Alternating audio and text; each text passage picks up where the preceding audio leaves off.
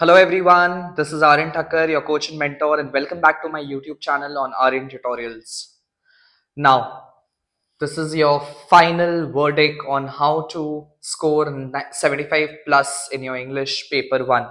Again, I will not claim an 80 on 80 because it is English after all, and it is only one or two that make it through 80 on 80, but still with dedication and perseverance, you can sure get a 75 on 80 or even more than that in your paper 1. So this is going to be my final verdict where I'm going to address y'all with what are the things which y'all need to remember for tomorrow's examination. Now to begin with, सबसे पहले तो I just hope कि आपकी तैयारी हो गई है and अगर नहीं भी हुई है तो आप फिर कर रहे हो. Have faith in your self, आप जरूर अच्छा करके आओगे. सबसे पहले तो manifest all the positive things in life.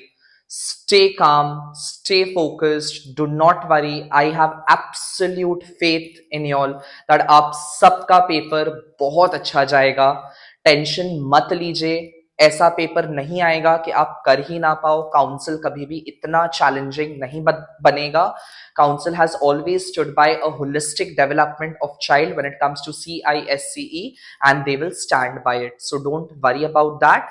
The first thing that you need to do today is just compile all the resources at one particular place, and before you retire to bed, go through each and everything once again and then sleep.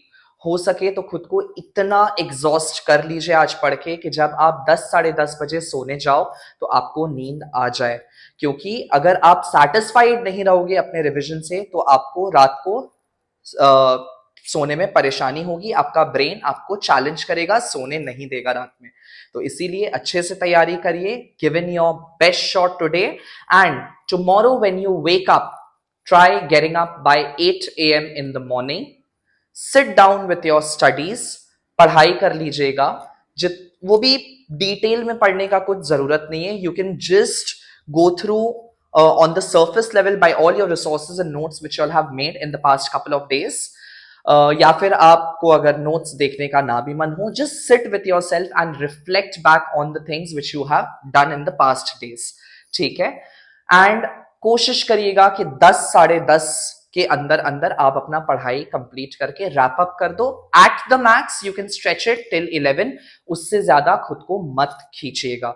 अगर आप चाहते हो कि आप काम रहो, focused रहो, तो मेरा यही एडवाइस रहेगा जो मैंने फॉलो किया था अपने बोर्ड एग्जाम के टाइम पे and in my 8 years of teaching experience. यहाँ पे जितने भी बच्चों को मैं पढ़ाता हूँ, जो भी यहाँ से स्कॉलर्स टॉपर्स बन के निकलते हैं, उनको यही एडवाइस मेरा रहता है कि लास्ट मिनट स्टडीज नहीं करनी चाहिए. That could be one of the most ineffective studies that you can do. So कोशिश करिए 11 बजे तक खत्म कर देने का. उसके बाद आप नहाने जाइए, फ्रेशन अप होइए, ब्रेकफास्ट करिए, मंदिर जाइए, पूजा करिए. याद रखिएगा कि आपका इम्तिहान सिर्फ आपका तैयारी डिसाइड नहीं करेगा. There is someone above there who is watching over us and is protecting अस.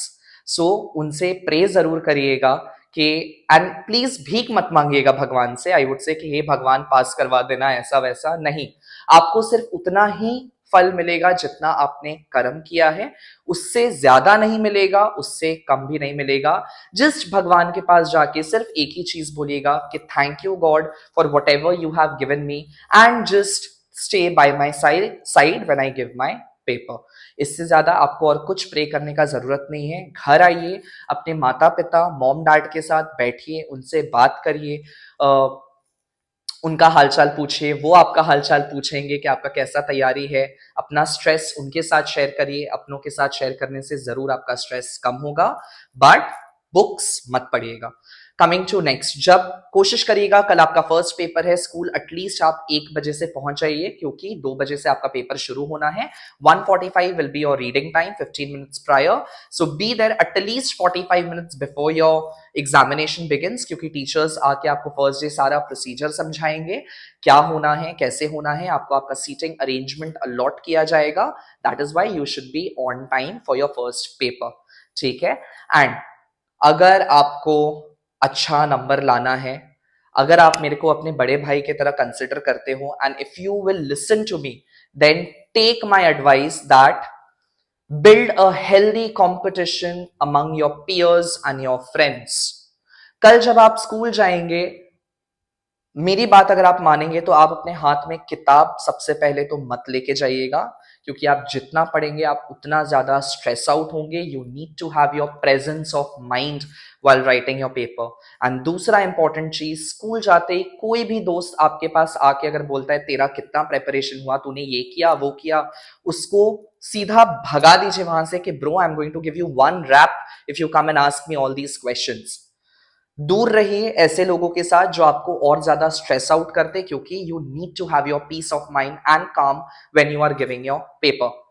मैं क्या करता था, मैं स्कूल जाता था 1 घंटे पहले, मेरे पास मेरा मोबाइल फोन रहता था, मैं ईयर प्लग्स लगा के कोई भी सूदिंग म्यूजिक सुनता था. And I use to talk to nobody during my school time. जब अनाउंसमेंट होता था कि असेंबल करना है और हॉल में जाना है, उस टाइम पे अपने फोन को स्विच ऑफ करके अपने बैग में डाल के मैं अपना पेपर देने जाता था. बाहर निकलते बिना किसी से कुछ भी डिस्कशन किए I use to run down home. I use to come down back to my home, and never I used to ask or discuss any questions with anyone, because it would inflict trauma onto me and I would screw up my next paper. So you should also not try to find out any answers from your friends. Of course you can go to YouTube channel and find out the answer key. Even I will be posting it tomorrow along with that. और भी YouTube channels है जो कि आपका answer की देंगे, आप उसके साथ टैली करके make peace with whatever you have written, because what's done will be done, उसको चेंज नहीं किया जा सकता है. एंड घर आके रेस्ट करने के बाद आप अपना कल शाम से लिटरेचर का तैयारी शुरू कर दीजिएगा. मेरा आपको पूरा सपोर्ट रहेगा आने वाले कुछ दिनों में, till the economics paper gets over.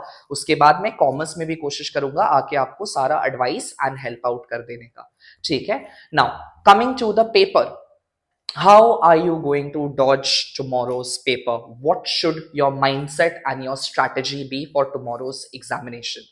Now, the moment you get your question paper, which will be 15 minutes prior to your writing time, agar aap mera baat mano, you can just take this advice, or if you want to follow your own personal strategy, you are free to do so.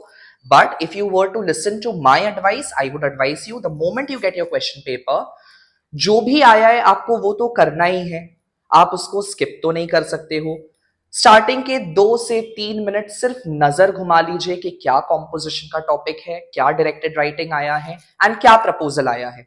ठीक है. उस पे बैठ के ज्यादा reflect मत करिए कि मैं क्या लिखूंगा क्या नहीं लिखूंगा, अदरवाइज आपके बैक ऑफ द माइंड में वही चलता रहेगा. एंड जो सबसे इंपॉर्टेंट चीज है इंग्लिश पेपर 1 का, that is comprehension, the unseen passage, आप उसको स्क्रू अप कर दोगे.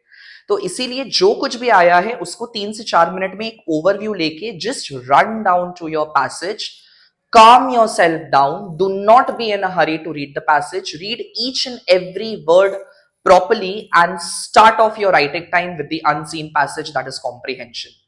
Time that you are supposed to take up is not more than 45 to at the max 50 minutes to complete your unseen passage. Post that, go to grammar section, grammar portion, get done with your transformation, your tenses and preposition in a span of say 15, at the max 20 minutes most. उससे ऊपर नहीं लगना चाहिए. आपका एक नजर अगर paper की तरफ, तो एक नजर वहां पे कांटे की तरफ भी होना चाहिए, क्योंकि टाइम मैनेजमेंट अगर नहीं करेंगे तो आपका पेपर छूटने का चांसेस रहेगा एंड आप रिव्यू भी नहीं कर पाएंगे सबमिट करने से पहले, which is equally important as writing your answer script is. Okay. So at the max 15 to 20 minutes के अंदर ग्रामर पोर्शन कंप्लीट करके आप क्वेश्चन 2 में डायरेक्टेड राइटिंग पोर्शन में जाइए, उसको कंप्लीट करिए. मैक्स 20 to 25 मिनट्स, क्योंकि आपको सिर्फ पॉइंट्स को एम्पलीफाई करना है. Do not beat around the bush while writing your directed writing portion. Just be as specific as possible. जितना पूछा है सिर्फ उतना ही लिख के आइए. वहां आपका क्रिएटिविटी टेस्ट नहीं हो रहा होगा डायरेक्टेड राइटिंग में. Go to proposal section, try to finish it off within 12 to 15 minutes, and then spare good 1 hour or 1 hour 15 minutes, where 5 minutes 7 minutes you can just sit, do your mind mapping. The points which are coming to your mind, it will be distorted, इधर उधर होंगे वो point, उसको पहले pencil से jot down करते जाइए जो भी क्लटर्ड थॉट्स आ रहे हैं, एंड देन उस पे नंबरिंग करिए 1 2 3 4 5 करके, कौन सा पॉइंट किसमें एक दूसरे में कैसे फ्लो करेगा. Take good amount of time for writing your composition, से 45 to 50 मिनट्स आप लेके अच्छे से उसको लिखिए, क्योंकि जब इवैल्यूएशन होगा तब टीचर सबसे पहले आपका कॉम्पोजिशन पढ़ के ही इवैल्यूएशन शुरू करेगा, because that will give the evaluator an idea as to how are you in your language structure. उसी से ही एक आइडिया मिल जाता है टीचर्स को कि ये बच्चे में कितना डेप्थ है और कितना ग्रेविटी है और क्या लिख सकता है, उसका कमांड कैसा है सब्जेक्ट के ऊपर। कॉम्पोजिशन पढ़ के तुरंत वो चीज स्ट्राइक हो जाता है। सो कॉम्पोजिशन लिखने के बाद when you are left with good 25 to 30 minutes, मेरा एडवाइस जो मैं अपने एग्जाम टाइम में करता था वाज कि I used to forget that I am the student Aryan at that time, जब मैं अपने 10th और 12th की परीक्षा दे रहा था, and I used to get into the vibe of a teacher and I used to review my paper just like my teachers did in school, कि मैं खुद टीचर हूं और मैं खुद उसको रिव्यू कर रहा हूं एज अ टीचर। मुझे मेरी गलतियां मिलती थी एंड मैं उसको रेक्टिफाई करके आता था। ये कुछ गोल्डन टिप्स एंड एडवाइस थी जो मेरे स्कूल टाइम पे मेरे school teacher who I look up to, मेरी इंग्लिश टीचर ने मुझे दिया था, और आज ये गोल्डन टिप मैं भी आपके साथ शेयर कर रहा हूं। इसको करिए, आप देखिएगा आपको जरूर हेल्प मिलेगा। And lastly I would say that my best wishes are with you. I have full faith in you guys कि y'all will just kill it tomorrow, and y'all should know this. Manifest each and every positive thing in life. Just imagine yourself that you have already done wonderful in your paper and it will go wonderful tomorrow. ठीक है? So best wishes to you all. Get ready to fight and all the very best. Thank you so much for being connected with this channel, and if you are liking my content, my videos, then please do recommend it to your friends. Like, share, subscribe, and all the best. Take care.